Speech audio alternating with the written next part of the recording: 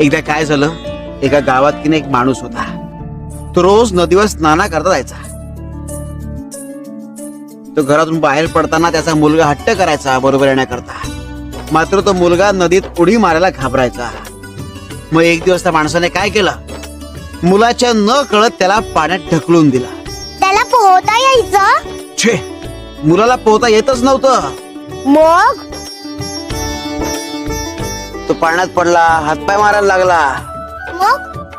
मग आता तो मुलगा बुडणार. त्या क्षणी त्या वडिलांनी त्याला बाहेर काढला. पुन्हा एकदा वडिलांनी मुलाच्या न कळत त्याला पाण्यात ढकलला. आता आम्हाला सांग, ह्या वेळी मुलाने किती वेळ तग धरला असेल? त्याने पुन्हा तेवढाच वेळ तग धरला असेल. त्याने मागच्या वेळेपेक्षा 10 पट जास्त वेळ तग धरला. हे कसं शक्य आहे? कारण त्याला विश्वास होता की तो बुडायला लागला तर त्याचे वडील त्याला बाहेर काढतील.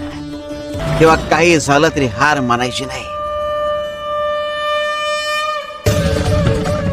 मुलाच्या बाबतीत जे वडिलांनी केलं तेच परमेश्वर तुमच्या बाबतीत करतो. तेव्हा परमेश्वरावर विश्वास ठेवा.